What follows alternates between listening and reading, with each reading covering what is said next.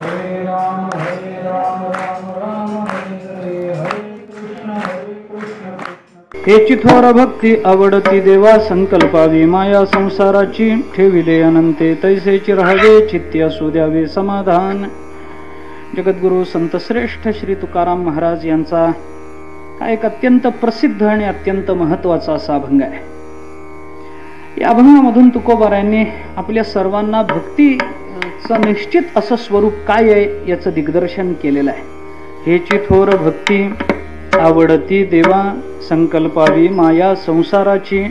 या अभंगामधून तुकोबारायांनी भक्तीचं सत्य स्वरूप, भक्ती काय आहे, भक्ती म्हणजे काय, भक्ती कशाला म्हणतात, याचं निश्चित असं स्वरूप, यथार्थ लक्षण तुकोबारायांनी भक्तीची या अभंगामध्ये सांगितलेली आहे।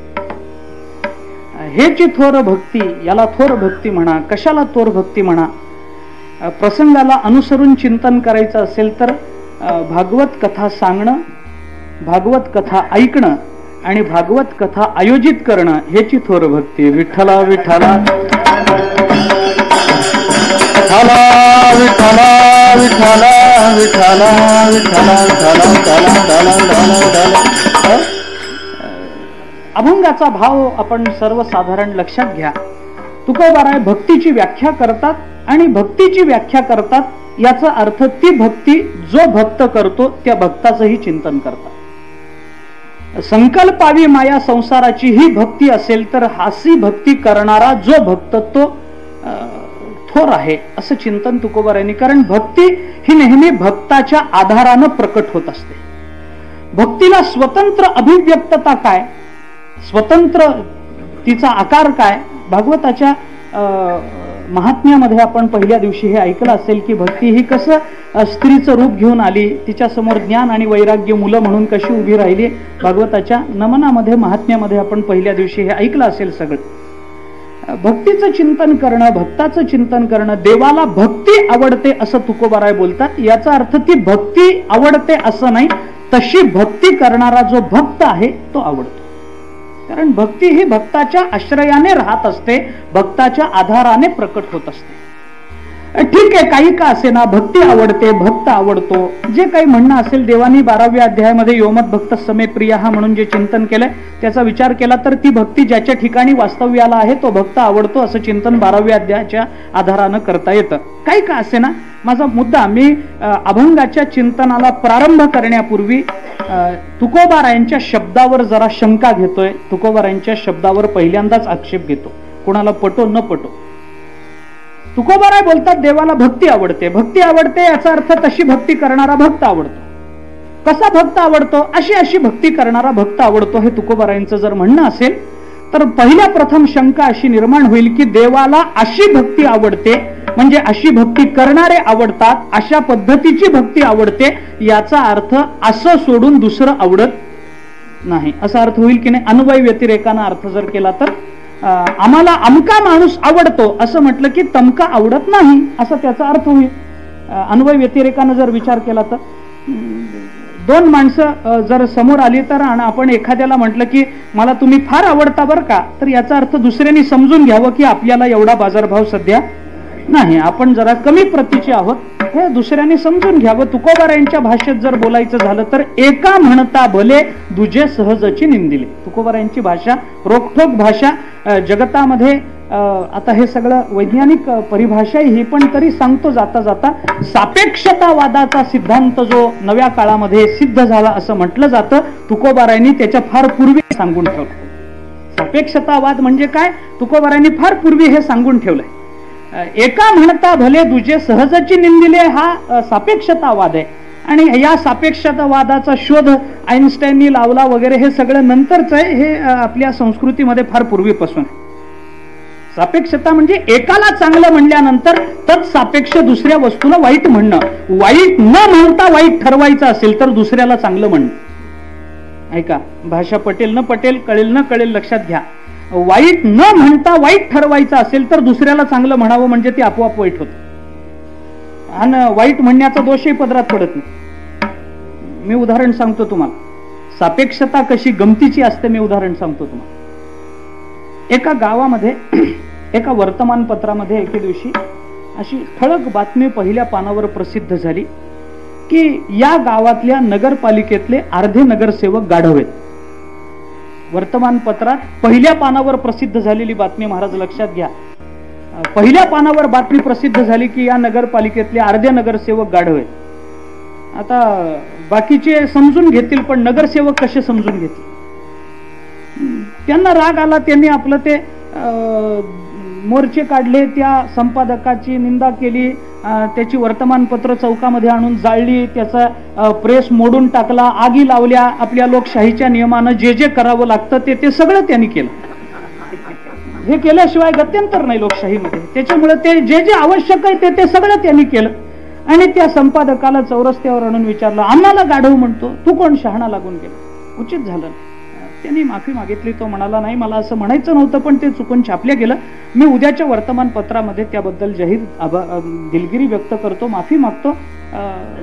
ते म्हणाले, असं नाही, उद्याच्या पहिल्या पानावर ही बातमी प्रसिद्ध झाली पाहिजे. ज्या पानावर आम्ही गाढव आहोत अशी बातमी तू प्रसिद्ध केलीस ना, त्याच पहिल्या पानावर त्याच जागी माफी मागितली पाहिजे. त्यांनी सांगितलं ठीक आहे. दुसऱ्या दिवशी त्याच वर्तमानपत्रामध्ये सकाळी बातमी प्रसिद्ध झाली की काल आम्ही असं लिहिलं होतं की या नगरपालिकेतले अर्धे नगरसेवक गाढव आहेत, आमच्याकडून तशी चूक झाली, आम्ही सर्व नगरसेवकांनी त्याबद्दल आम्हाला क्षमा करावी, चुकून असं झालेलं आहे, त्याबद्दल माफी आहे, आम्ही त्या बातमीमध्ये सुधारणा करतो की या नगरपालिकेतले अर्धे नगरसेवक शहाणे आहेत. काय झालं? अर्धे गाढव म्हणणं काय किंवा अर्धे शहाणे म्हणणं काय, अर्थ एकच आहे की नाही बोला. याला म्हणतात सापेक्षतावाद. विठ्ठला विठ्ठला विठ्ठला विठ्ठला विठ्ठला विठ्ठला विठ्ठला विठ्ठला विठ्ठला विठ्ठला. तसं भगवंतानी मला अमकी भक्तीच आवडते असं जर म्हटलेलं असेल आणि देवाला अशी भक्ती आवडते, देवाला काय आवडतं हे तुकोबारायांनी सांगावं. बाकीच्यांनी सांगायची, बाकीच्यांना ताकद नाही महाराज.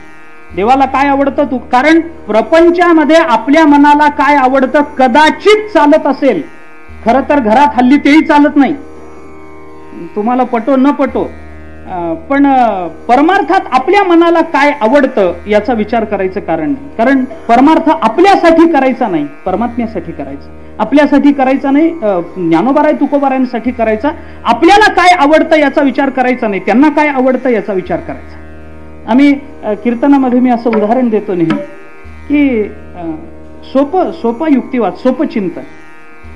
सिगारेट ओढणाऱ्यांनी सिगारेट तोंडात धरल्यानंतर त्याला काडी लावण्यापूर्वी एकदा मनामध्ये हा प्रश्न स्वतःला विचारावा की मी ही सिगारेट ओढतो, तुकोबारायांना आवडणार आहे का?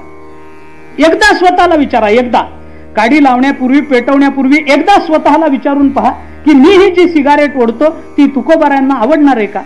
जर प्रामाणिकपणानं तुमचं उत्तर हो आलं तर तुमच्या बरोबर मी ओढायला मदत करतो. पण मला खात्री आहे की तुमचं मन तुम्हाला सांगणार नाही तुकोबारायांना हे आवडतं. मग तुकोबारायांना जे आवडत नाही ते करायचं असेल तर जगायचं कारण काय? विठ्ठला विठ्ठला विठ्ठला विठ्ठला विठ्ठला विठ्ठला विठ्ठला विठ्ठला विठ्ठला विठ्ठला विठ्ठला विठ्ठला. म्हणून आपल्या मनाचं नाही, भगवंताला काय आवडतं. तुकोबाराय म्हणतात अशी भक्ती भगवंताला आवडते, याचा अर्थ उलट भक्ती भगवंताला आवडत नाही. माझा मुद्दा इथं आहे की भगवंताला अमुक एक आवडतं किंवा भगवंताला अमुक एक आवडत नाही हे सांगणं योग्य आहे का अयोग्य? अशी भक्ती भगवंताला आवडते म्हणजे अशी भक्ती करणारे भक्त भगवंताला आवडतात, याचा अर्थ अशी भक्ती जे भक्त करत नाहीत ते भक्त देवाला आवडत नाहीत. बरोबर आहे? व्यतिरेकानं भाषा जर वापरली तर बरोबर आहे. आता मला सांगा, देवाने असं म्हणावं का की हे भक्त मला आवडतात आणि हे भक्त मला आवडत नाही? देवाला म्हणायचा अधिकार आहे का? ऐका, एखाद्या आईने असं म्हणावं का की मला पहिली 2 मुलं आवडतात, शेवटचं मूल आवडत नाही, किंवा मला शेवटचं मूल आवडतं, पहिली 2 मुलं आवडत नाहीत, मला थोरलाच आवडतो, धाकटा आवडत नाही, थोरलाच आवडत नाही, धाकटाच फक्त मला आवडतो, असं जर आई म्हणत असेल तर डोळे झाकून समजा की धाकट्याची सख्खी आणि थोरल्याची सावत्र आहे. आईला असं म्हणता येत नाही की मला अमुक मुलगा आवडतो आणि तमुक मुलगा आवडत नाही. मग हे सगळं जर देवानी निर्माण केलेलं आहे, जयापासून सकळ महिमंडळ हे झाले, तर या जगतातलं मला अमुक आवडतं आणि देवाला तमुक आवडत नाही अशी देवाची आवड निवड सांगणं योग्य आहे का अयोग्य आहे? बोला. विठ्ठला विठ्ठला विठ्ठला विठ्ठला विठ्ठला विठ्ठला विठ्ठला विठ्ठला विठ्ठला विठ्ठला. का सांगतो मी हे सगळं? देवाला अमुक एक पदार्थ, अमुक एक व्यक्ती, अमुक एक भक्ती पद्धतीची अशी जर आवडत असेल तर त्या देवाला आम्ही देव म्हणायला तयार नाही. कसंही नाव घेतलं तरी ते देवाला आवडलं पाहिजे. तुम्ही झोपून नाम घ्या, उभा राहून नाम घ्या, देवाला नाम आवडलं पाहिजे, देवाला ती भक्ती रुजू झाली पाहिजे. तुम्ही चांगल्या ठिकाणी नाव घ्या, वाईट ठिकाणी नाव घ्या, देवाला ती भक्ती रुजू झाली पाहिजे. तुम्ही शुद्ध स्वरूपामध्ये नाम घ्या, सुतक पडल्यानंतर नाम घ्या, देवाला ती भक्ती रुजू झाली पाहिजे. आम्हाला एवढं माहितीये, काळवेळ नाम, बस आम्हाला एवढं माहितीये, देवाला भक्ती रुजू झाली पाहिजे. आणि देवाला जर हे सगळं माहितीये, तो ज्ञानोबारायांनी जर हे सगळं देवाला आवडतं म्हणून सांगितलेलं आहे, आर्त जिज्ञासू अर्थार्थी कसाही असला तरी तो भक्तच आहे ना. देवानी त्यांना मदत केलीच ना. मग तशी भक्ती जर देवाला आवडली नसती तर देवानी त्यांना मदत केली असती का? गजेंद्राला नकरापासून सोडवलं असतं का? मग तुकोबाराय असं का म्हणतात? असं जर म्हणतील तुकोबाराय तर याच्यामध्ये फार मोठा दोष येतो. कोणता दोष येतो? देवाला अमुक एक आवडतं आणि देवाला एक अमुक एक आवडत नाही असं म्हटलं की देवाजवळ विषमता आहे असं मान्य करावं. मला अशी भक्ती करणारेच भक्त आवडतात, अशी भक्ती करणारे आवडत नाहीत, याचा अर्थ देवाच्या मनात विषमता आली ना. आणि विषमता एकदा आली, वैषम्य हा दोष आहे वेदांतातला, आणि वैषम्य हा दोष आला की या दोषाबरोबर अजून एक दोष येतो, तो म्हणजे नैर्घृण्य. जे आपल्या मनाच्या विरुद्ध वागतात देव त्यांचा काटा काढतो. बरोबर आहे का? बघा, कितीतरी असुरांची उदाहरणं मी तुम्हाला देतो. काही जणांशी देव चांगलं वागलेत आणि काही जणांशी देव वाईट वागले. उद्धवाबरोबर देवाचं जे वर्तन आहे ते कंसाबरोबर नाही. मारुतीरायाबरोबर देवाचं जे वर्तन आहे ते रावणाबरोबर नाही. मी कितीतरी उदाहरणं तुम्हाला देतो, कितीतरी उदाहरणं देतो. एका बरोबर, आपल्या भक्ताबरोबर देवाचं जे वर्तन आहे ते आपल्या शत्रू बरोबर आहे का? शत्रूचा काटा काढला, भक्ताचा काटा काढल्याचं उदाहरण आहे का कुठं? भक्ताला आपल्या सुदर्शन चक्रानं मारलं का वाचवल्याची उदाहरणं आहेत का मारल्याची? वाचवल्याची उदाहरणं मिळतील. आणि असुरांना आपल्या विरोधी पक्षातल्या लोकांना सुदर्शन चक्रानं वाचवल्याची उदाहरणं आहेत का मारल्याची? मारल्याची उदाहरण. म्हणजे देवाच्या मनामध्ये आपपर भाव आहेच ना. आणि ज्याच्या मनामध्ये, माफी मागून बोलतो, ज्याच्या मनामध्ये आपपर भाव आहे त्या देवाला देव म्हणायची माझी तरी हिंमत नाही. तुम्हाला काय म्हणायचे ते म्हणा. ज्या देवाच्या मनात हे उंच, हे चांगल्या प्रतीचे, हे नीच प्रतीचे अशी भावना असेल तर विषमता, वैषम्य हा दोष येईल देवावर. आणि देवावर जर दोष येईल तर ज्याच्यामध्ये दोष असेल त्याला देव म्हणणं संतांना तरी शक्य आहे का? आणि वैषम्य आलं की त्याच्याबरोबर नैर्घृण्य आलंच. नैर्घृण्य आलंच. निर्घृणता म्हणजे त्याचा विचार न करता, दया न दाखवता त्याला संपवणं, निर्घृणता. नैर्घृण्य आणि वैषम्य. मी उदाहरण सांगतो तुम्हाला. देवाने आपल्या अवताराचं प्रयोजन सांगताना गीतेमध्ये काय भाषा वापरली? परित्राणाय साधूनाम, पुढं विनाशायच दुष्कृताम. मी वाईट लोकांचा नाश करतो, विनाश करतो आणि साधूंचं रक्षण करतो. म्हणजे देवाच्या मनामध्ये साधू आणि दुष्ट असा अपपर भाव आलाच की नाही? अपपर भाव आला की नाही? विषमता देवाजवळ आली. आणि विषमता जर देवाजवळ येत असेल तर मला थोडीशी संगती लावून घ्यायची आहे. तुकोबाराय सुद्धा एके ठिकाणी देवाचा स्वभाव सांगताना सांगतात, भक्ता राखे पायापाशी दुर्जनासी संहारी. भक्ताला पायापाशी आणि दुर्जनाचा मात्र संहार. बरोबर? देवाचा नियम हाय. देवाचा नियम हाय. काय नियम? आता ते नीतीचे नियम देवाने अनेक ठिकाणी सांगितलेत. माझी नीती कशी आहे, मी कसा वागतो, दया तिचे नाव, भूताचे पालन, आणिक निर्दालन, कंटकाचे, हा देव, ही देवाची नीती आहे, संताची नीती नाही. संतांचा विचार केला तर जे खळांची व्यंकटी सांडो हीच नीती. ते दुष्टालय जवळच करतील आणि सज्जनालय तेवढेच जवळ करतील. ज्ञानोबारायांचा विचार तुकोबारायांचा करू नका. मंबाजी तेवढाच जवळचा आहे आणि रामेश्वर भट्टही तेवढ्याच जवळचे आहेत. काही फरकच पडत नाही तुकोबाराय, लक्षात घ्या. मग देवाजवळ अशी विषमता जर असेल तर गाथ्यातला पहिला अभंग काढून टाकावा लागेल. समचरण दृष्टी विटेवरी साजिरी. मनामध्ये जर अशी विषमता असेल तर हा अभंग वगळावा लागेल. समचरण दृष्टी, समचरण आणि समदृष्टी परमात्मा आहे. परमात्म्याची दृष्टी सर्वांवर समान आहे. परमात्म्याला ही मुंगी आणि हा हत्ती हे ओळखायचं कारण नाही, कारण परमात्मा सर्वांच्या अंतर्यामी समान, सर्वांच्या हृदय देशी. मी अमुका आहे ऐसी बुद्धी स्फुरे अहर्निशी ते वस्तुगामी ईश्वर सर्वभूतानां हृद्देशेर्जुन तिष्ठती भ्रामयन सर्वभूतानी यंत्रारूढानी मायया. भगवंताची भाषा तुम्ही पहा. सर्वांच्या हृदय देशामध्ये समानतेनं व्यापून असणारा परमात्मा सर्वांच्या ठिकाणी जर समान रीतीनं व्यापून आहे तर हा आपला हा परका हे भगवंताला करता येत नाही. आणि जर करता येईल तर वैषम्य दोष येईल आणि विषमता दोष आला तर तो देव देव राहत नाही. मग तुकोबारायांनी असं का म्हणावं, हेची थोर भक्ती, हेची थोर भक्ती, हीच भक्ती देवाला आवडते असं तुकोबारायांनी का म्हणावं, विषमता मान्य करायची. याचं उत्तर सांगून जातो. उत्तर मला प्रस्तावनेत जास्त अडकायचं नाही. कल्पना आहे मला आपण बराच वेळ बसलेले आहात याची मला जाणीव आहे. थोडक्या शब्दामध्ये मी सांगतो, मुद्दा पुढे म्हणून बोलतो. भगवान समच आहे. भगवंताच्या मनामध्ये वैषम्यही नाही आणि भगवंताच्या मनामध्ये नैर्घृण्यही नाही. विषमता भगवंताच्या ठिकाणी नाही. तर मग भगवान दुष्टाबरोबर असं वर्तन आणि सज्जनाबरोबर विरुद्ध वर्तन का करतात, नाही तर का करतात. त्याचं उत्तर असं आहे. ज्ञानोबारांनी सुद्धा देवाचं वर्णन करताना भाषा वापरली, तुकोबारांनी देवाचं वर्णन करताना भाषा वापरली, अर्जुनाने देवाचं वर्णन करताना भाषा वापरली. दृष्टांतानं संत महात्मे बोलतात. ज्ञानोबाराय बोलतात, देवा तुम्हाला असं विषमता बाळगता येत नाही, तुम्ही सगळ्या ठिकाणी सम आहात. ज्ञानोबारायांची भाषा तुम्ही पहा. तुझे औदार्य जाणो स्वतंत्र, देता नमसी पात्रापात्र, कैवल्यासे पवित्र ते वैर्याही दिधले. ज्ञानोबाराय बोलतात, कैवल्य म्हणजे मोक्षासारखी पवित्र गोष्ट तुम्ही तुमच्या वैर्यांना दिली, तुमच्या वैर्यांना दिली. वैर्याला तुमच्या हाताने तुम्ही मारलं याचा अर्थ त्याला मोक्ष मिळाला असेल का नरक मिळाला असेल? मोक्ष मिळाला असेल. सनकादिकांना देवाने स्वतःच्या हाताने मोक्ष दिला, त्यांनाही मिळाला तो मोक्षच आहे. आणि दुष्टांना भगवंताने स्वतःच्या हाताने मारलं, त्यांना मिळाला तोही मोक्षच आहे. आता तुझं कळेल ते करी, तारीसी तरी तारी मारी, जवळी अथवा दुरी धरी, घाली संसारी अथवा नको. तुकोबाराय बोलतात, तुला मारायचं असलं तर मार, कारण तू मारलंस तर आम्हाला मोक्ष आहे, आम्ही पुन्हा जन्माला येतो. तू काही कर देवा, आम्हाला ते अनुकूलच आहे. भगवंताला पात्रपात्रतेचा विचार नाही, याला कमी द्यावं याला जास्त द्यावं देवाला कळत नाही. ज्ञानोबाराय चिंतन करताना उदाहरणानं चिंतन करतात की देवा काय तुमचं औदार्य आम्ही सांगावं. तुला सनकादिकाचे निमाने सायुज्य सौरसू केला पुतने, जे विषाचे निस्तनपाने मारू आली. देवा तुम्हाला स्तनामध्ये विष घालून तुम्हाला मारायला आलेली पुतना, आज सकाळी झालाय कथाभाग, जी पुतना तुम्हाला मारायला आली त्या पुतनेला तुम्ही कोणती गती द्यावी? सनकादिक ऋषी मुनींना जी गती दिली ती पुतनेला आहे. काय भेद आहे तुमच्या मनामध्ये? हे सनकादिक ही पुतना, मग पुतना दुष्ट कशी आणि सनकादिक सज्जन कशी?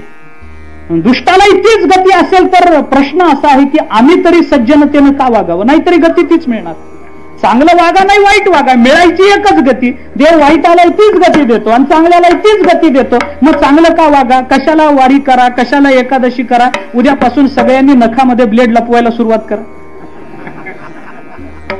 गती जर एकच आहे तर मग वाईट का वागू नये याचं उत्तर मी आपल्याला सांगतो. भगवान जरी गती दुष्टाला एकच देत असले तरी भगवान त्याची पूर्वपीठिका पाहतात. सगळ्यांना एकच गती, भगवंताच्या हातून मरण आहे मान्य आहे, पण जगातल्या सगळ्यांना भगवंताच्या हातून मरण येत नाही. निवडक लोकांना येतं. कुणाला येतं? ज्यांचं पूर्व कर्म चांगलं आहे, ज्यांच्या अंतःकरणामध्ये पूर्वाश्रमिका होईना भगवंताच्या चरणाविषयी नितांत श्रद्धा होती, त्यांनाच देवाच्या हातून मरण. कालयवनाला देवाच्या हातून नाही, पण कंसाला मात्र देवाच्या हातून आहे, रावणाला मात्र देवाच्या हातून आहे. मी तुम्हाला उदाहरण सांगतो. पुतनेला भगवंताने मोक्ष दिला, सनकादिकांना दिलेला मोक्ष दिला. पुतनेचं पूर्वचरित्र पहा, पुतना कोण आहे हे पहा, तिच्या अंतःकरणातली भावना जाणून घ्या. मग देवाने केलं ते बरोबर आहे का चूक आहे बोला. पुतना कोण आहे? पूर्वजन्मी पुतना ही बळीराजाची मुलगी आहे, तिचं नाव रत्नमाला होतं. तिचं चरित्र पहा पुतनेचं तुम्ही. पुतना ही बळीराजाची मुलगी आहे, रत्नमाला तिचं नाव. ज्या वेळेला भगवान बळीच्या दरवाजामध्ये भिक्षा मागायला गेले, त्रिपाद भूमीचं दान मागितलं, त्यावेळेला असा कोण अलौकिक याचक आला हे बघायला बळीचं सगळं घरदार लोटलं की कोण याचक आहे. बळी उभा, बाकी त्याचं घरदार सगळं पाहतं. काय पाहिजे? सोनं देतो नाही, अन्न देतो नाही, त्रिपाद भूमीचं दान पाहिजे. कोण आहे म्हणून बघायला रत्नमाला आली. रत्नमाला त्यावेळेला उपवर झाली होती, पण अजून तिचं लग्न झालं नव्हतं. लग्न व्हायचं होतं बळीच्या मुलीचं. ती रत्नमाला लग्नासाठी तिला बघत होते, उपवर झालेली रत्नमाला हा कोण याचक आहे म्हणून बघायला दरवाजामध्ये आली. भगवंताचं अष्टवर्षीय रूप तिने पाहिलं आणि तिला असं वाटलं रत्नमालेला की काय गोंडस रूप आहे, काय रूप आहे हे, सुंदर ते ध्यान, काय सुंदर आहे रूप पाहता लोचनी सुख झाले ओ साजणी. वामन अवतारातलं ते रूप रत्नमालेने पाहिलं आणि रत्नमालेच्या मनामध्ये असा विचार चमकून गेला की एवढ्या सुंदर मुलाला, एवढ्या चांगल्या मुलाला, एवढ्या तेजपुंज मुलाला जन्म देणारी ती आई किती भाग्यवान असेल. रत्नमालेच्या मनामध्ये विचार आहे त्याच्या आईचा, आणि आईचा विचार मनामध्ये आल्याबरोबर रत्नमालेला विवाहाच्या पूर्वी पाना फुटला. ऐका, विवाहाच्या पूर्वी पाना फुटला रत्नमालेला.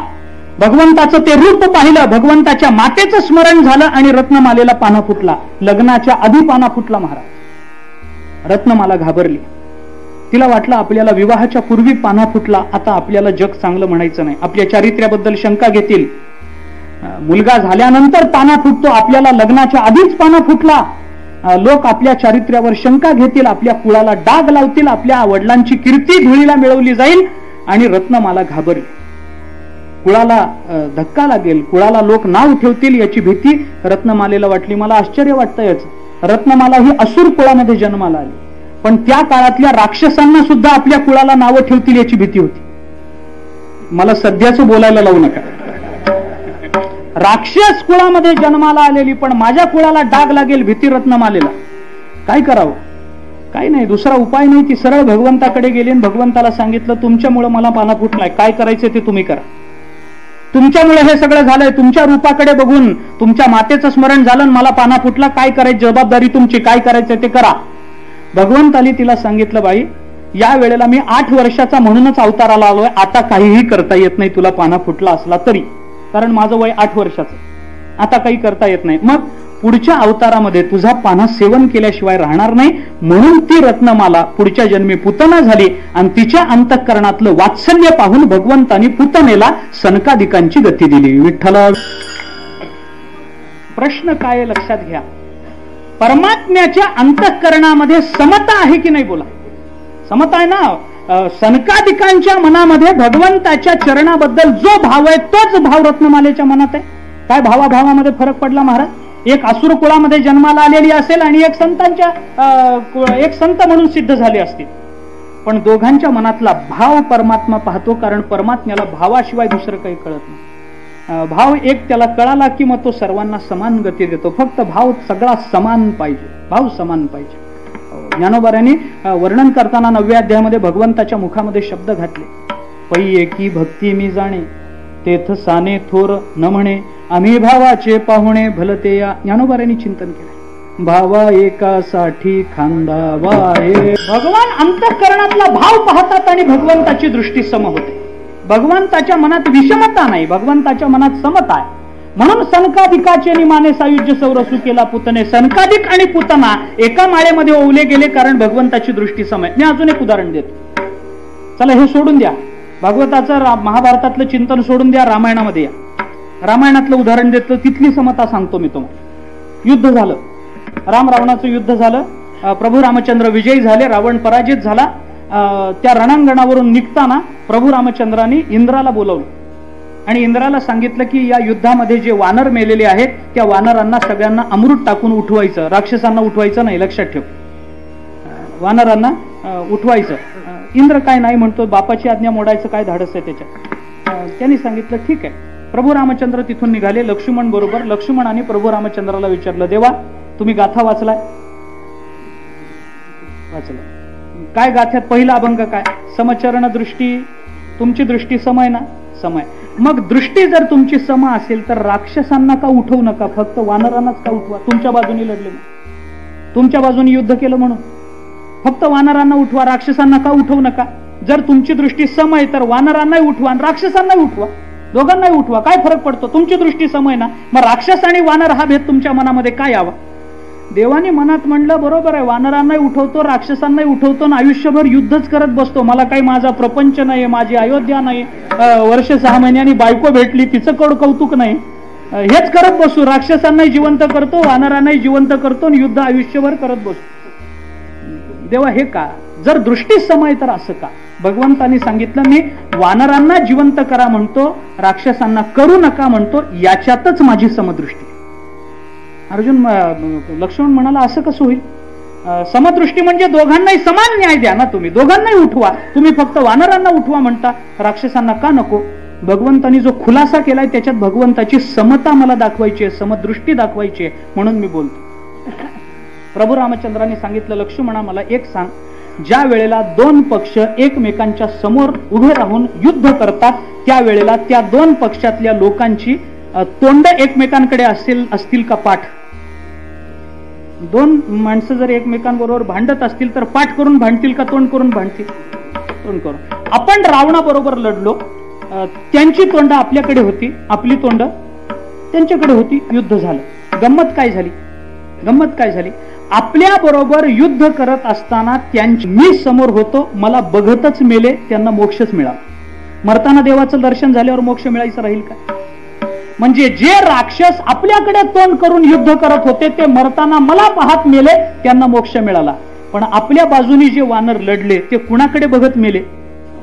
रावणाकडे. त्याला मोक्ष मिळायची शक्यता? त्यांना मोक्ष मिळायची शक्यता नाही. नरकाच्या खाली जर काही असेल तर ते त्यांना मिळेल, नाही का? रावणाकडे बघत वानर मेले, त्यांना मोक्ष मिळायचा नाही, पण माझ्याकडे बघत असुर मेले, त्यांना मोक्ष मिळाला.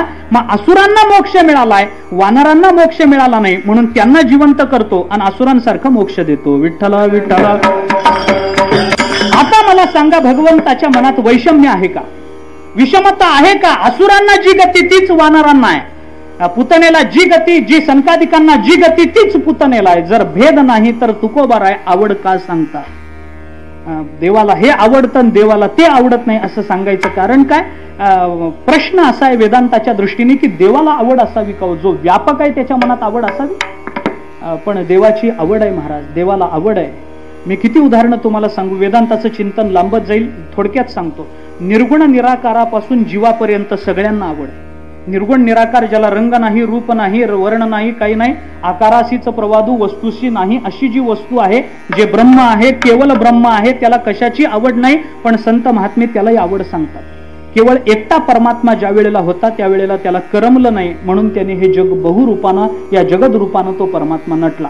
आपल्याला उपनिषदाची भाषा माहिती आहे. उपनिषद बोलतं, स एकाकी नरेमे तद्वितीयम ऐच्छत, त्याने दुसऱ्याची इच्छा केली. उपनिषदाची भाषा दुसऱ्या ठिकाणी उपनिषद बोलतं, सदैव सौम्य इदमग्रासीत एकमेवाद्वितीयम तदा ऐक्षत बहुश्याम प्रजायेय इति. उपनिषदाची भाषा की त्या परमात्म्याला एकट्याला करमलं नाही म्हणून त्यांनी बहु होण्याची इच्छा केली. ती इच्छा ईक्षण केलं. या ईक्षण शब्दाचा अर्थ काय? त्याने ईक्षण केलं म्हणजे त्याने आवड धारण केली. त्या परमात्म्याला आवड आहे. सोडून द्या वेदांताचं चिंतन, सोडून द्या उपनिषदाचं चिंतन, सोडून द्या. निर्गुण निराकार परमात्म्याला आवड, याच शब्दातून त्याची आवड सांगितली तर ते नामदेवरायांना विचारावं लागतं. नामदेवराय सांगतात, आपुलीचं आवडी धरुनी खेळिया आपापणा ते व्याले रे, जोपना कारणे केली बायको तिने एवढे वाढविले रे. नामदेवराय वर्णन करतात, आपुलीचं आवडी धरुनी खेळिया आपणा ते व्याले रे. त्याला आपल्याला त्याला त्याचीच आवड निर्माण झाली आणि तो बहुरूपानं प्रकटला. विस्तार करत नाही. दुसरा विचार आहे सगुण साकार. निर्गुण निराकाराला एक आवड आहे आणि ती आवड म्हणजे स्वतःची. दुसरा आहे सगुण साकार. सगुण साकारालाही आवड आहे. त्या आवडी एक नाही, दोन नाही, तीन आवडी आहे. सगुण साकाराच्या तीन आवडी. पहिली आवड 12व्या अध्यायामध्ये, योमद भक्त समे प्रिय, हा पहिली आवड. दुसरी आवड भगवान सांगतात, तेही प्राणा परवते आवडती मज निरुते, जे भक्त चरित्राते प्रशंसिती. सगुण साकाराला भक्त आवडतो, भक्ताचा भक्त आवडतो. आणि तिसरी आवड तुकोबाराय या अभंगाच्या पहिल्या चरणामध्ये सांगतात. दुसरं चिंतन आपल्याला पाहता येतं ते म्हणजे थोरपणानं केलेली भक्ती. थोरपणानं केलेली भक्ती म्हणजे थोरपणानं केलेली भक्ती. याच्यासाठी भक्तीच्या व्याख्या पहा. मी धावता सांगतो, भक्तीच्या व्याख्या पहा. भक्ती कशाला म्हणतात, त्याच्यामध्ये थोरपणा काय आला? थोर या शब्दाचा अर्थ मोठी, मोठी या शब्दाचा अर्थ चांगली असा केला जातो. थोर भक्ती म्हणजे काय? मधुसूदन सरस्वतीने असाच शब्द वापरून भक्तीची व्याख्या केली. मधुसूदन सरस्वती बोलतात, अन्याभिलाषिताम शून्य ज्ञानकर्मादि अनावृतम अनुकूल्येन कृष्णानुशीलनम भक्ती उत्तमा. उत्तम भक्ती म्हणणं काय आणि तुकोबाराय थोर भक्ती म्हणतात याचा अर्थ काय?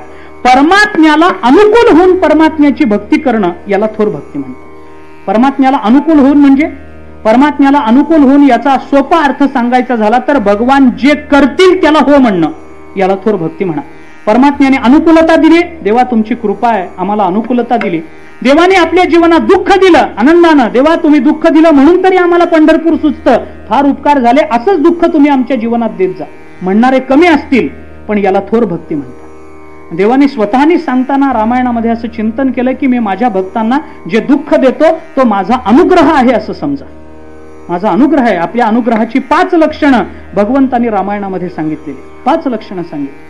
देश त्यागो महान व्याधी विरोधो बंधुभिस्सह धनहानी अपमानंच मद अनुग्रह लक्षण. प्रभू रामचंद्र बोलतात. त्याला गावातल्या लोकांनी हाकलून दिलं, समजावं देवाचा अनुग्रह आहे त्याच्यावर. त्याला मोठा कुठला तरी रोग जडला, समजावं देवाचा अनुग्रह आहे त्याच्यावर. त्याला त्याच्या भावंडांशी त्याचं भांडण झालं, समजावं देवाचा अनुग्रह आहे. त्याच्या घरामध्ये चोरी झाली, देवाचा अनुग्रह आहे. गावामध्ये 4 चौघामध्ये त्याचा अपमान झाला, समजावं देवाचा अनुग्रह आहे. देवाला ज्यांना एकांत मिळवून द्यायचा असतो त्यांनाच देव अपमानाचे प्रसंग आणतो, सगळ्यांवर आणत नाही. याने एकांतात गेलं पाहिजे, यानं भक्ती केली पाहिजे असं ज्याच्या बाबतीत देवाला वाटतं त्याचाच अपमान देव घडवून आणतो. सगळ्यांना मोठे रोग देव देत नाही. ज्या मोठा रोग झाला म्हणजे माणसाला कळतं आता आयुष्य कमी राहिलं, नामस्मरण करा.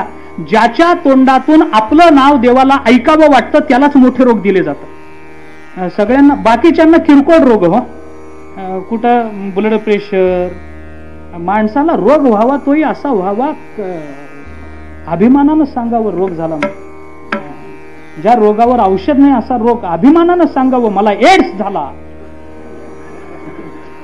असा त्याचा अर्थ नाही. त्याचा अर्थ असा आहे की देवाने त्यांना मोठे रोग का दिले की यांच्या तोंडातून आपल्याला देवाला त्याचं नामस्मरण ऐकायचं. पुष्कळ चिंतन आहे त्याचं, सोडून द्या. म्हणून भक्तिशास्त्रामध्ये दया आणि कृपा, देवाची दया आणि देवाची कृपा या दोन्हीमध्ये अंतर केलं. मानवी जीवनामध्ये प्रतिकूलता निर्माण झाली तर ती देवाची दया असते आणि मानवी जीवनामध्ये अनुकूलता निर्माण झाली तर ती देवाची कृपा असते. त्याचे वेगवेगळे भेद भक्तिशास्त्रांनी सांगितलेत, मला ते सांगायचं नाही. उत्तम भक्ती म्हणजे देव आपल्या जीवनामध्ये जे देईल त्या होला हो म्हणत राहणं, ही भक्त ही फार मोठी उत्तम भक्ती आहे असं मधुसूदन सरस्वती सांगतात. अशी जी भक्ती उत्तम भक्ती त्याला तुकोबाराय सांगतात. हे चिथोर भक्ती आवडती देवा संकल्पावी माया संसाराची. तुम्ही आम्हाला थोर जणांची उदाहरणं सांगितली, भीष्म, प्रल्हाद, उद्धव, नारद, चौघांची उदाहरणं सांगितली. पण भक्ती हा शब्द मुळात स्त्रीलिंगी आहे. जगतामध्ये एकही स्त्री नाही का की जिने आपल्याला भक्ती खरी करून दाखवली. भक्ती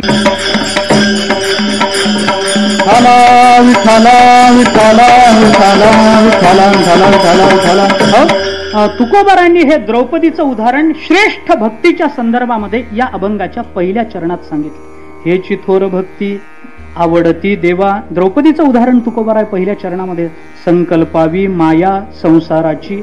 आपला संसार संपावा असं म्हणणं नाही, संसाराबद्दलचं ममत्व संपावं. कारण मानवी जीवनामध्ये दुःख देणारा संसार नाही, संसाराचं ममत्व आहे.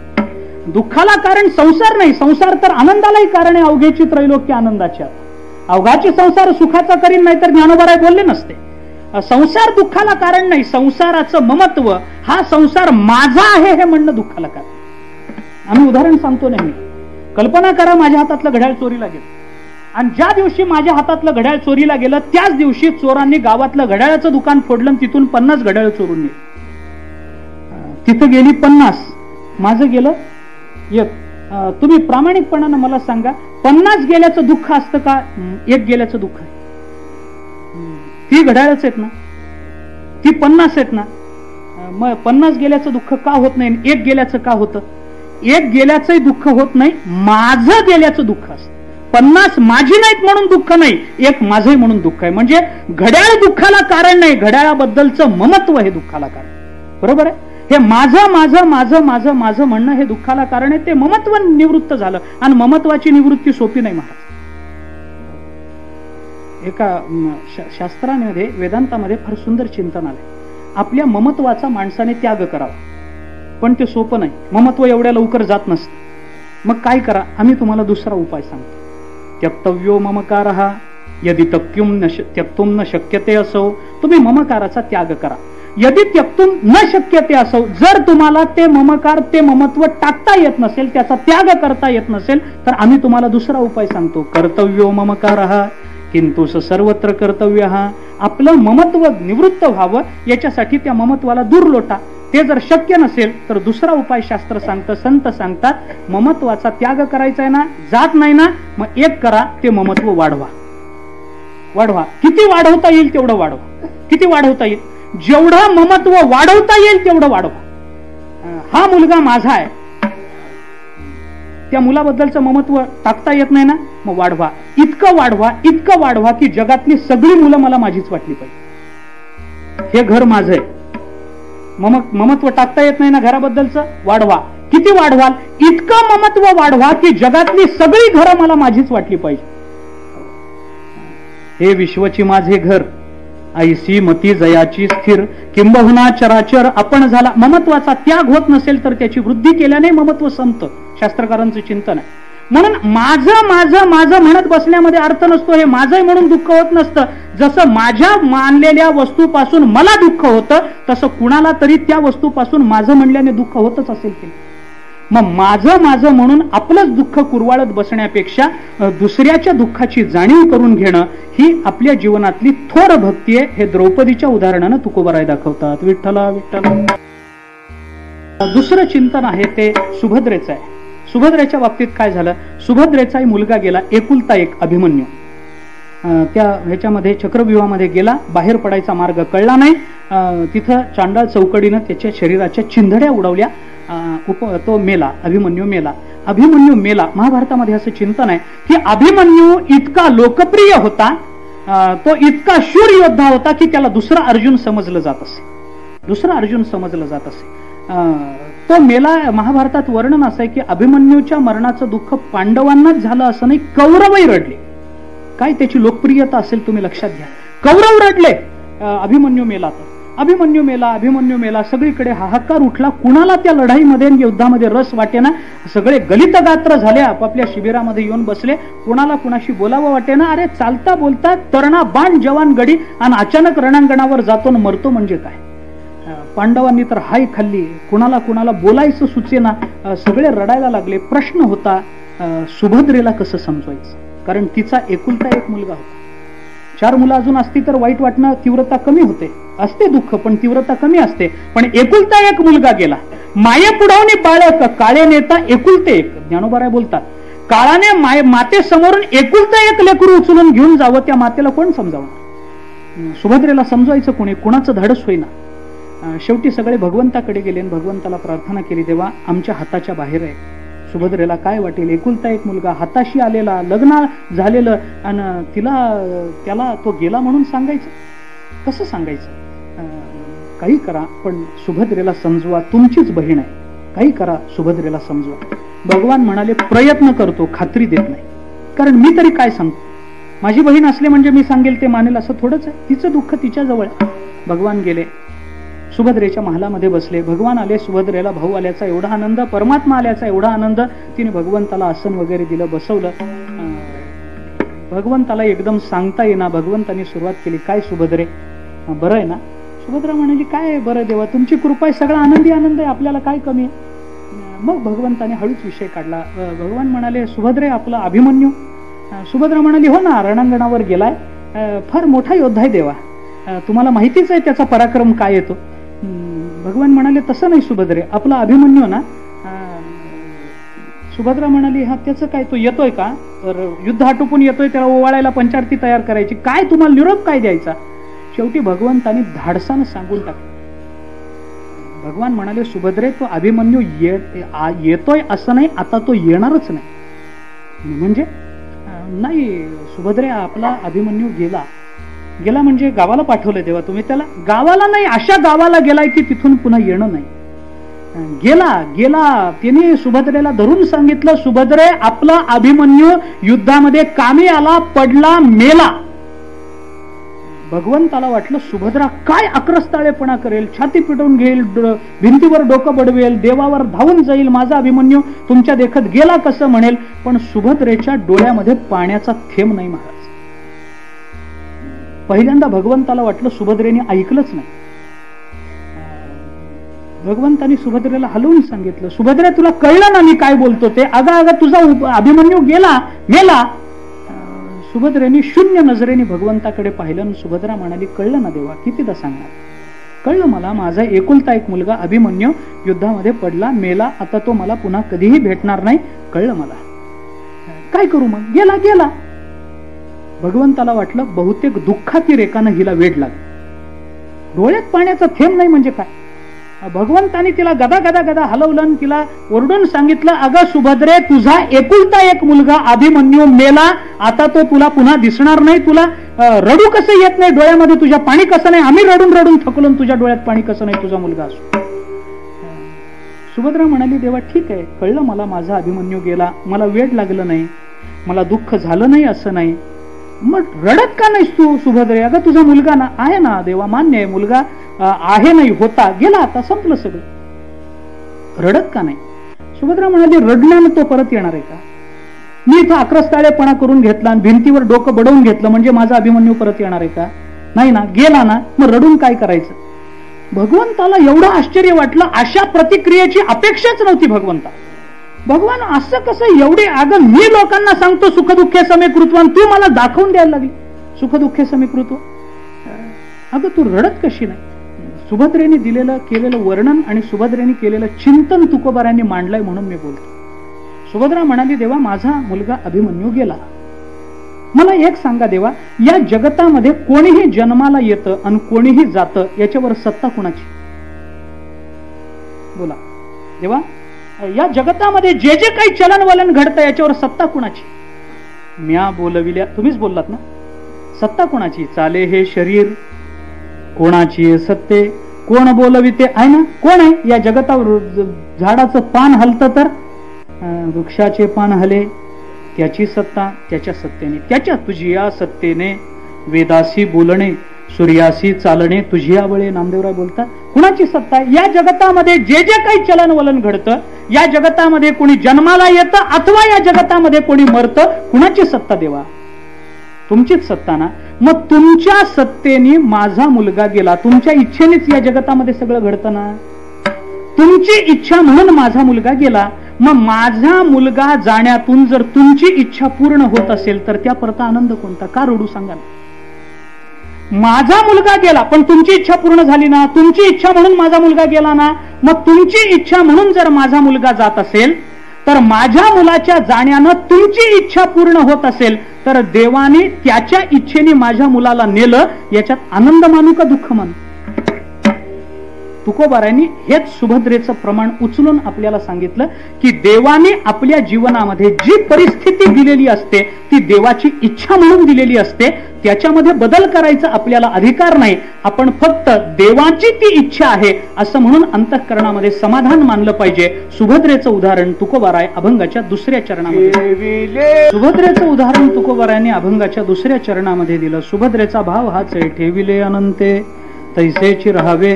तेव्हा तुम्ही ज्या अवस्थेमध्ये मला ठेवलेलं आहे ती अवस्था तुमची इच्छा म्हणून मी स्वीकारलेली आहे, मला त्या अवस्थेमध्ये समाधान आहे, कारण तशी अवस्था माझ्या जीवनामध्ये निर्माण व्हावी ही तुमची इच्छा आहे. म्हणून तुमच्या इच्छेने माझ्या जीवनात जर एखादी अवस्था निर्माण होत असेल तर तुमची इच्छा पूर्ण केल्याचं समाधान माझ्या अंतःकरणात आहे, म्हणून मला रडू येत नाही. पहिल्या चरणामध्ये तुकोबारायांनी द्रौपदीचं उदाहरण दिलंय भागवतातलं, दुसऱ्या चरणामध्ये तुकोबारायांनी भागवतातल्या सुभद्रेचं उदाहरण दिलंय, तिसऱ्या चरणामध्ये तुकोबारायांनी अजून एक उदाहरण दिलंय, ते उदाहरण आहे कुंतीचं. कुंतीच्या बाबतीत काय झालं, आजही आपल्याला सगळं कुंतीचं चरित्र थोडंसं ऐकायला मिळालं. भागवताच्या दशमस्कंधाच्या शेवटी, पूर्वार्धाच्या शेवटी ते त्याचं चिंतन आलेलं आहे. कुंती सगळं युद्ध झाल्यानंतर भगवान कुंतीकडे गेले आणि जाताना कुंतीला भगवंताने असं विचारलं की कुंती ही देवाची आत्या आहे. आणि कुंतीला भगवान विचारतात की आत्या आता सगळं झालं, तुमचं मार्गाला लागलं, मी निघालो द्वारकेमध्ये, तुला काही मागायचं असलं तर मागून घे.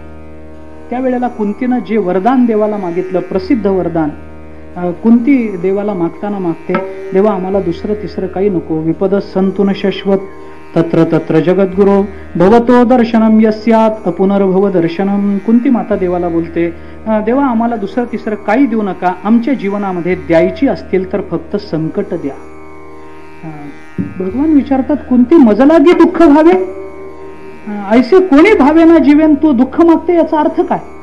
कुंतीने देवाला त्याचा युक्तिवाद सांगितला. कुंती म्हणाली, देवा मी संकट मागते याचं एकच कारण आहे, दुःख मागते याचं एकच कारण आहे की आम्हाला दुःख झालं की तुम्ही धावत येता आणि तुम्ही वारंवार धावत यावं याच्यासाठी आमच्या जीवनात वारंवार संकट निर्माण व्हावे. वाहिल्या उद्वेग दुःखची केवळ भोगणे ते फळ संचिताचे. माणसाच्या जीवनामध्ये दुःख आपल्या प्रारब्धाने त्याला भोगावंच लागत असतं.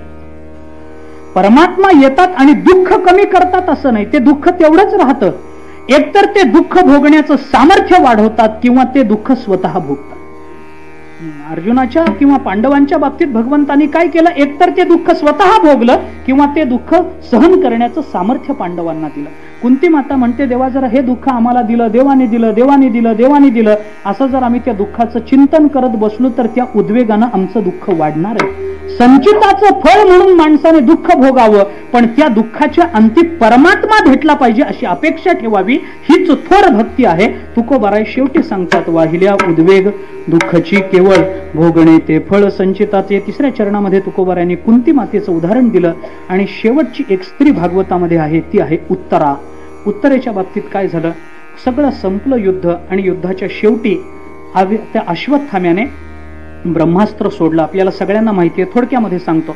अश्वत्थाम्याने ब्रह्मास्त्र सोडलं आणि ते ब्रह्मास्त्र सुटल्यानंतर जेव्हा ते पांडवांकडे यायला लागलं, ब्रह्मास्त्राला प्रतिअस्त्र नाही, एकच उपाय आहे, हात जोडून नतमस्तक होणे.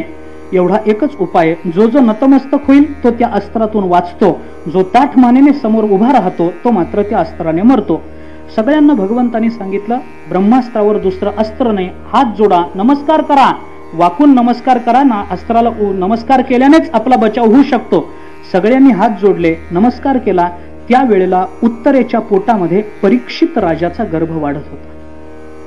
अभिमन्यूकडून आलेला तो गर्भ, उत्तरेच्या गर्भामध्ये तो परीक्षित राजाचा गर्भ वाढतोय.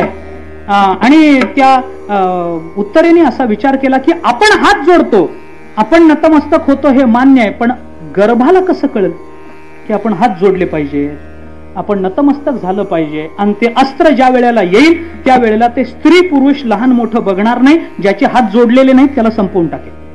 मग आपल्या गर्भाने जर हात जोडले नाही तर आपला गर्भ मरेल. उत्तरेला भीती याची होती की आपला गर्भ जाईल याची भीती उत्तरेला नव्हती. भगवान पांडवांचे पाठीराखी असताना पांडवांचा वंश भगवंताला चालवता आला नाही, हा डाग भगवंताला लागू नये ही उत्तरेच्या अंतःकरणातली तळमळ. उत्तरेने काय करावं, आपल्या पोटातल्या गर्भाला हात जोडता येणार नाहीत ही भीती वाटली. उत्तरेने सगळीकडे पाहिलं, कुणाच्याही ठिकाणी आशा दिसेना. उत्तरा निघाली ते थेट भगवंताच्या चरणाजवळ गेली. 5 सासरे जिवंत आहेत. 5 सासरे जिवंत असताना ती उत्तरा भगवंताच्या चरणाजवळ आली आणि भगवंताला सांगितलं, देवा वाटेल ते करा पण प्राण वाचवा. भगवान म्हणाले, आता मी काही करू शकत नाही. उत्तरा म्हणाली, तुम्ही काही करू शकत नसाल तर युद्धानंतर लोक बोलतील की भगवान जवळ असून पांडवांचा वंश भगवंताला चालवता आला नाही, तुमची लाज काढतील, काहीतरी करा, राखा याला. भगवंतांनी सांगितलं, उत्तरे मी तुझा गर्भ राखेन, पण माझा स्वभाव तुला माहिती आहे ना, घेसी तेव्हा देसी. मी काहीतरी घेतो आणि मग काम करतो. देवाचे हे अनुसरण मंत्रीही करतात.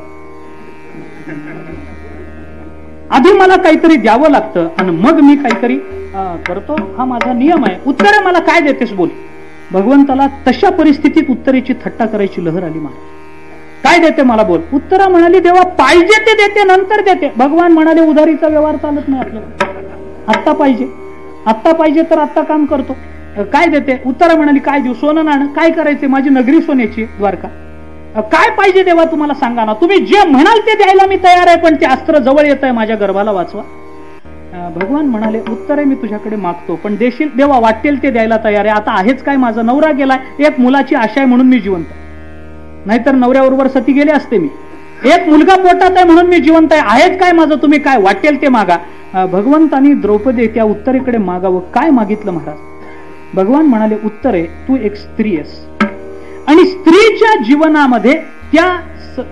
जीवनामध्ये सगळ्यात मूल्यवान गोष्ट जर कोणती असेल तर त्या स्त्रीचं मातृत्व असतं. त्या स्त्रीचं मातृत्व हे त्या स्त्रीच्या जीवनातली सर्वश्रेष्ठ अवस्था आहे, सर्वोत्तम अवस्था आहे मातृत्व. उत्तरे जर स्त्रीच्या जीवनात मातृत्व हे सर्वश्रेष्ठ आहे तर ते मातृत्व मला देते. उत्तरा म्हणाली, देवा दिलं, माझं सर्वस्व मी तुमच्या चरणी अर्पण केलंय. मातृत्व म्हणजे स्त्रीच्या जीवनाचं सर्वस्व आहे ना देवा, मी तुमच्या चरणावर समर्पण केलं, माझं सर्वस्व समर्पण केलं, काय पाहिजे बोला. भगवान म्हणाले, तसं चालत नाही ग, देऊन देतो म्हणून न देणारे बरेच आहेत. पाणी सोडतेस का? उत्तरेने लगेच पाणी सोडलं. देवा पाणी सोडलं, माझं सर्वस्व तुमच्या चरणी मी समर्पित केलं. उत्तरेने पाणी सोडलं आणि उत्तरेचं मातृत्व भगवंतानी स्वीकारलेलं असल्यामुळे भगवंताला उत्तरेच्या गर्भाच्या बाहेर राहून उत्तरेच्या गर्भाचं रक्षण करता येणं शक्य असूनही भगवान उत्तरेच्या गर्भात गेले आणि गर्भात जाऊन भगवंतानी त्या बालकाचे अर्भकाचे हात जोडले आणि त्या गर्भातून भगवान प्रकट झाले. कारण का? गर्भातून उत्तरेच्या गर्भातून आले, कारण उत्तरेला माता म्हणून स्वीकारलंय म्हणून. भगवंताला बाहेर राहून त्या गर्भाचं रक्षण करता येत नव्हतं असं नाही, करता येत होतं, पण मुद्दाम गर्भामध्ये प्रविष्ट झाले. उत्तरेचं हे उदाहरण तुकोबारांनी शेवटी दिलंय. तुका म्हणे घालू तयावरी भार, वाहू हा संसार, संसार याचा अर्थ उत्पत्ती, उत्पत्ती याचा अर्थ मातृत्व. हे सगळं मातृत्व, हा सगळा संसार त्या उत्तरेने भगवंताच्या चरणी समर्पित केला. तीच थोर भक्ती आहे. आपला संसार, आपलं सर्वस्व देवाच्या चरणी समर्पित करता येणं हीच थोर भक्ती आहे. हे उत्तरेचं उदाहरण तुकोबारांनी शेवटच्या चरणात दिलंय आणि या चारही चरणामध्ये भागवतातली जी सर्वोत्तम भक्ती आहे ती भक्ती तुकोबारांनी आपल्या डोळ्यासमोर उभी केली. आणि या चार स्त्रियांनी, रामायणामध्ये सुद्धा, रामायणातही हीच संगती आपल्याला लावता येते, रामायणातही हीच संगती लावता येते आपल्याला. शबरीची एक संगती लावता येते, मंदोदरीची एक संगती लावता येते, त्याच्यानंतर तारेची एक संगती लावता येते आणि सीता मातेची संगती लावता येते. अशा चार स्त्रियांची वर्णनं आपल्याला रामायणात पाहायला सापडतात. भागवतातलं पुरुषांचं बोलायचं झालं तर भीष्म, प्रल्हाद, उद्धव, नारद या चौघांची संगती याच अभंगाच्या संबंधाने आपल्याला लावता येते. पण भक्ती ही स्त्रीलिंगी आहे आणि भागवत चालू आहे म्हणून मी भागवतातल्या स्त्रियांची उदाहरणं फक्त दिलेली आहेत. भागवतातल्या स्त्रिया तुकोबारांनी या अभंगामध्ये उभ्या केलेल्या आहेत. ही थोर भक्ती आपल्या अंतःकरणामध्ये या भागवताच्या श्रवणानं निर्माण व्हावी आणि आपलंही जीवन भगवंताच्या चरणी सर्वार्थानं समर्पित व्हावं. त्यासाठी आवश्यक असणारी साधना आपल्याकडून घडावी, आवश्यक असणारी उपाययोजना, आवश्यक असणारे उपाय आपल्याकडून घडावेत. भागवत म्हणजे मी नेहमी सांगतो, भागवत हे फार गमतीचा ग्रंथ आहे, ची खाण आहे. तुम्ही कोळशाच्या खाणीत कधी गेलाय का? गेला नसाल तर जाऊन या. त्या नागपूरच्या पलीकडे चंद्रपूरच्या बाजूला तिकडे काही कोळशाच्या खाणी आहेत, तिकडे जाऊन या. जाताना शक्यतो पांढरे शुभ्र कपडे घालून जा. मला काय सांगायचं लक्षात घ्या. कोळशाच्या खाणीत पांढरे शुभ्र कपडे घालून गेलेला मनुष्य या दरवाजातून आत जातो, त्या दरवाजातून बाहेर पडतो. त्या खाणीतून जाताना जाता जाता कुठल्याही भिंतीला सहज घासून गेला पांढऱ्या कपड्यानं तरी काळा रंग लागतो. तसं भागवत म्हणजे कोळशाची खाण आहे महाराज. या खाणीत उतरावं, कुठल्याही स्कंधामध्ये उतरावं, कुठल्याही स्कंधातून बाहेर पडावं. जाता जाता कुठल्याही श्लोकाचा धक्का आपल्याला लागला तरी आपल्याला भगवंताचा काळा रंग लागल्याशिवाय राहत नाही. लक्षात घ्या, भागवताचं चिंतन हे याच्यासाठी महत्वाचं. भगवंताचा रंग आपल्याला लागतो, भगवान आपल्याला स्वरूपाला प्राप्त करून घेतात, उपासना करून घेतात, आपल्याकडून भक्ती करून घेतात. हे भागवताचं महत्व आपण लक्षात घेऊन त्या श्रवणानं तो अधिकार प्राप्त व्हावा याच्यासाठी जी साधना करायची ती साधना करण्याची सद्बुद्धी सामर्थ्य संतांनी द्यावं याच्यासाठी त्यांची प्रार्थना करू. सुरुवातीलाही मी बोललो, या प्रसंगाच्या संबंधानं जर चिंतन करायचं झालं तर हेची थोर भक्ती म्हणजे भागवत ऐकणं, भागवत सांगणं आणि भागवताच्या कथेचं संयोजन करणं. एका अर्थाने महाराज, दुसऱ्या आमचे आदरणीय हरिभक्तीपरायण दादा महाराज आणि आपण सर्वजण 7 दिवस इथं थोर भक्ती करतो आहोत. ही भक्ती आपल्या अंतःकरणामध्ये अशीच चालू राहावी ही ज्ञानोबाराय तुकोबारायांच्या चरणी प्रार्थना करू. झालेली सेवा संतांच्या, सद्गुरूच्या, परमात्म्याच्या आणि वैकुंठवासी गुरुवर्य गंगूटकांच्या चरणी समर्पित करू आणि थांबू. ज्ञानेश्वर माऊली.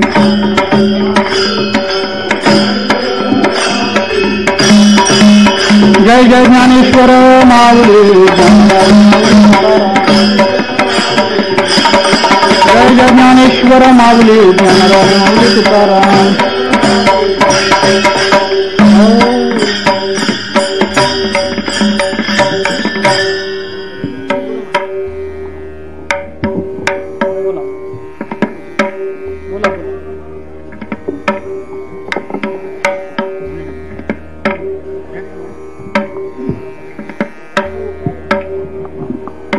बसा 2 मिनिटं बसा, तुमच्यापेक्षा मला घाई आहे जास्त. याची दोन बागती तुका म्हणे घालू तया, तुका म्हणे घालू तयावरी भार, तुका म्हणे घालू तयावरी भार, तुका म्हणे घालू तयावरी भार, तुका म्हणे घालू तयावरी भार, कमळे घालू तयावरी भार, तुका म्हणे घालू तयावरी भार,